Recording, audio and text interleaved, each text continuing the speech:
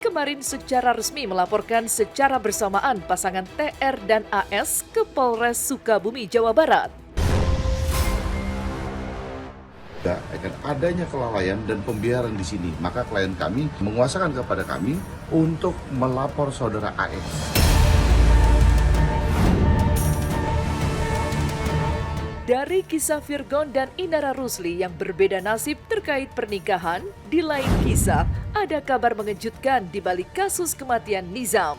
Bocah 12 tahun asal desa Bojongsari, Jampang Kulon, Sukabumi, Jawa Barat yang meninggal diduga dianiaya ibu tiri dengan tidak berperik manusiaan.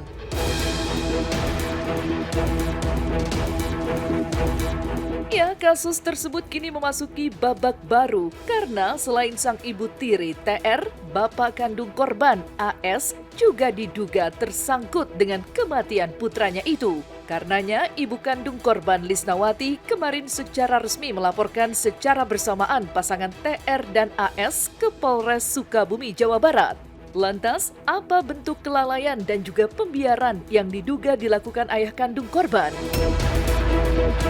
Patut diduga akan adanya kelalaian dan pembiaran di sini, maka klien kami menguasakan kepada kami untuk melapor saudara AS. AS ini adalah ayah daripada almarhum Nizam.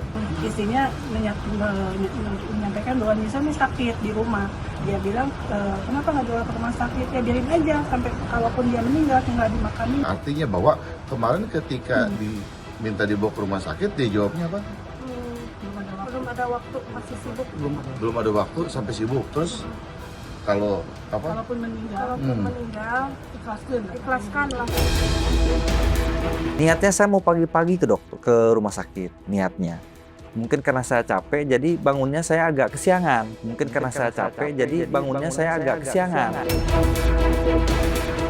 Sehancur-hancur gitu loh, pokoknya mah nggak. Pastilah seorang ibu itu saya benar-benar sangat sakit, sangat gimana, pengen kalau bisa mah ya. Tidak main-main, Lisnawati melaporkan mantan suaminya yang sempat membuat status "jangan percaya dengan ibu kandung" dengan sangkaan pelanggaran pasal terkait pembiaran, kelalaian, dan penelantaran. Karena 2 hari sebelum Nizam meninggal, dengan alasan sibuk dan tidak ada waktu, sang ayah kandung tak juga membawa Nizam ke rumah sakit. Bahwa dia menuliskan status di statusnya dia, jangan percaya kepada ibu kandung. Nah, disitulah pembiaran, bahkan baru dibawa ke rumah sakit besoknya, padahal dilihat ada luka lebam, luka bakar. Disitulah pembiarannya, dan ibunya sudah sampaikan kenapa nggak langsung dibawa ke rumah sakit, hingga menyebabkan si anak meninggal dunia. Sementara, ibu tiri korban dilaporkan dengan sangkaan pelanggaran pasal pembunuhan berencana. Kita laporkan ibu tirinya, karena kita melaporkan sampai berhubungan dengan pembunuhan berencana. Pengen keadilan yang benar-benar keadilan buat anak saya gitu. Biar anak saya tenang di sana. Bisa hukuman mati juga kalau bisa mah. Itu pun nggak tergantikan. Itu kan gak tergantikan, anak saya bisa kembali lagi. Lantas, apa kata pakar hukum hingga para artis terkait kecurigaan ibu kandung korban terhadap ayah kandung dan juga ibu sambung korban atas kematian putranya? Benarkah Rieke Diah Pitaloka sebagai anggota dewan juga akan memperjuangkan keadilan untuk Nizam? Insya Allah kita akan berjuangin Nizam memperoleh keadilan, bukan hanya untuk Nizam tapi juga untuk ibunya Nizam. Siapapun Anda, semoga Anda mendapatkan hukuman yang setimpal. Semoga nanti di dalam sel Anda bisa merasakan akibat dari perbuatan Anda. Intinya kalau dari sisi Posita, itu ada kegiatan-kegiatan yang dilakukan oleh pelaku, yang mungkin ibu tirinya, seperti dimulai dengan penyiksaan-penyiksaan. Termasuk tadi fatalnya adalah meminum air yang mendidih. Artinya kalau sudah terjadi hal-hal seperti ini, kemudian menyebabkan korban meninggal dunia, itu sudah ada perencanaan sebenarnya. Ini masuknya pasal 340 KUHP, artinya pasal pembunuhan berencana. Jadi di situ namanya pembunuhan berencana, ancamannya adalah pidana mati.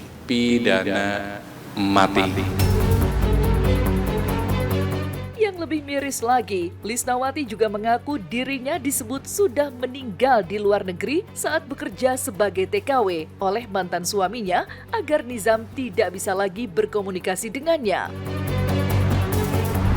Katanya kan sudah meninggal. ya kan, bahwa ibunya diceritakan sudah meninggal. Lisnawati pun mengaku sedih karena 4 tahun tak bisa bertemu ataupun berkomunikasi. Ibu terakhir komunikasi seperti apa sama almarhum?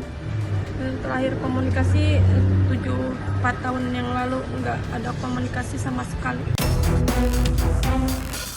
Hal ini pun membuat Nizam sampai akhir hayatnya tidak tahu jika ibu kandungnya masih hidup.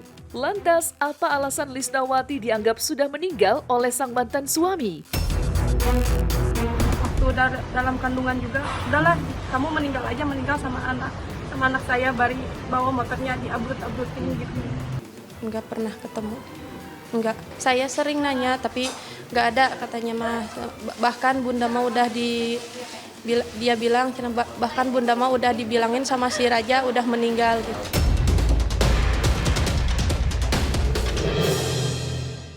Tidak hanya viral kematian Nizam di Sukabumi, Jawa Barat, jagat hiburan tanah air memang seolah tak henti-hentinya menghadirkan kabar yang menjadi sorotan. Mulai dari kasus hukum di tengah perjuangan mengharumkan nama bangsa hingga kejutan spesial dari orang-orang tercinta.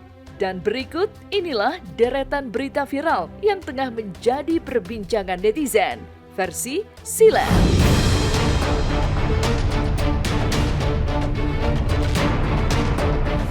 1. Ashanti berangkat ke Korea, fokus kembangkan diri dan bisnis, sudah tak peduli urusannya dengan mantan karyawannya, Ayu. Pemirsa Silet RCTI, di tengah kasus hukumnya dengan sang mantan karyawan, Ashanti justru memilih untuk meninggalkan tanah air. Tadi malam, istri dari Anang Hermansyah ini terlihat berada di bandara untuk bertolak ke negeri Ginseng, Korea Selatan. Tidak sendirian, Ashanti memboyong Aurel dan Anang. Bukan sekedar untuk jalan-jalan biasa, mereka akan mengikuti kompetisi bergengsi jualan live di sosial media melawan sejumlah peserta dari negara lainnya.